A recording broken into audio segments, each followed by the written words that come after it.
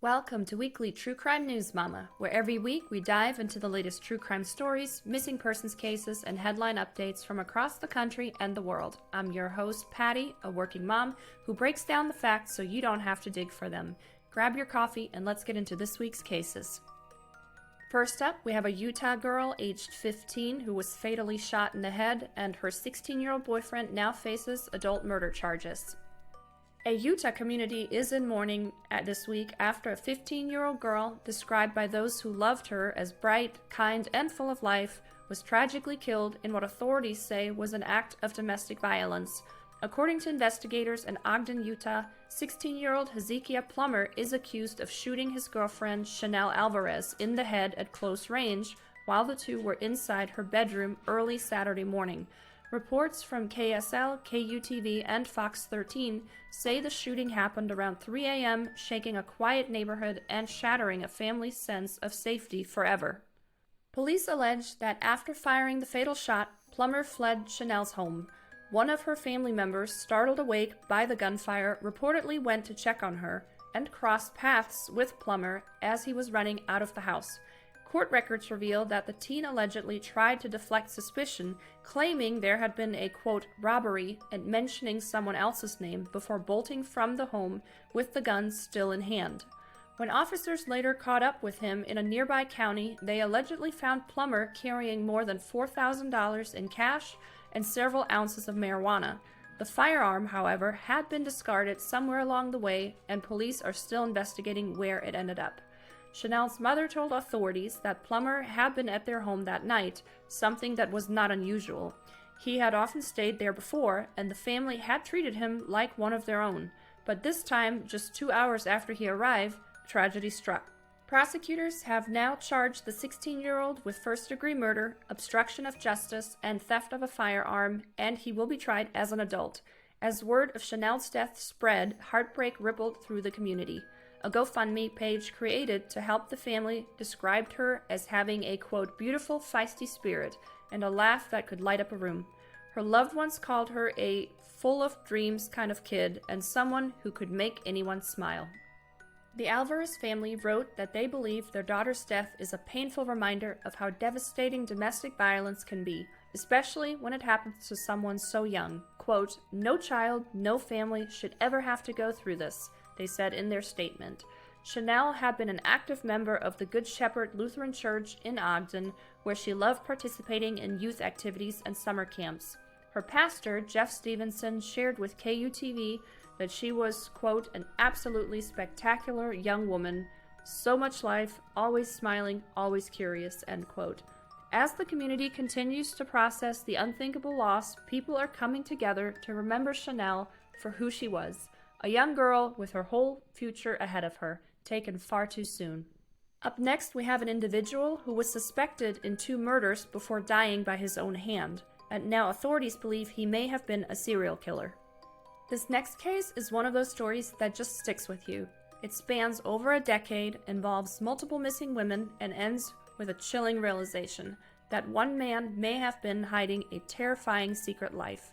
Authorities now say that Christopher Revak, a man who took his own life in 2009 while in custody, wasn't just connected to one crime, but possibly several.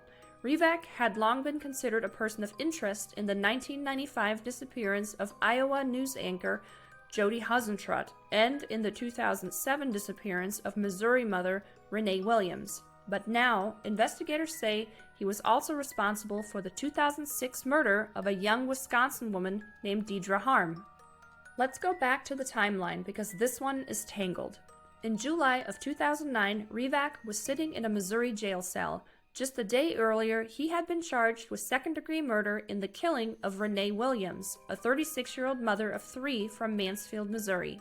But before the case could move forward, Revak died by his own hand inside that jail cell.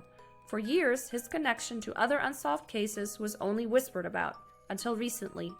On October 20th, the Wood County Sheriff's Office in Wisconsin Rapids shared a statement from District Attorney Jonathan Barnett, who said that if Revak were still alive, he would have been charged in the death of Deidre Harm. Barnett wrote plainly, quote, I consider this case closed. I believe I had enough to charge and, if Mr. Revak were still alive, win at trial, end quote.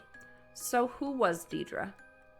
Deidre Harm was a 21-year-old single mother who disappeared on June 10, 2006 after a night out at a bar in downtown Wisconsin Rapids, the same town Revak was from.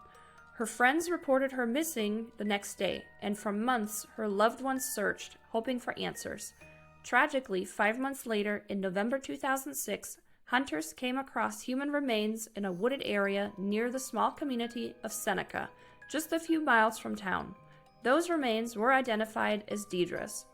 And here's where things get even darker. Revak was reportedly seen at the bar where Renee Williams worked in Ava, Missouri, the very night she vanished in March of 2007. Her body was later found, and evidence eventually tied Revak to her murder. But even before those two cases, Revak's name had already been linked to another major missing person investigation, the 1995 disappearance of Jodi Huisentruit, a beloved 27-year-old news anchor who vanished while heading to her morning newscast in Mason City, Iowa. So when you look at the timeline, 1995, 2006, 2007, a disturbing pattern starts to form. Douglas County Sheriff Chris DeGase told reporters that the discovery linking Revak to Harm's murder suggests that they were dealing with something far more sinister than they'd ever imagined. In his words, quote, "We're dealing with what's possibly a serial killer. During his day, he's out there doing his duty to society, helping people, saving lives, but there was a dark side to Chris Revak," end quote. And that's what makes this case so unsettling. Revak wasn't some shadowy stranger. He worked as an EMT, someone you would call in an emergency, someone that you would trust to help you.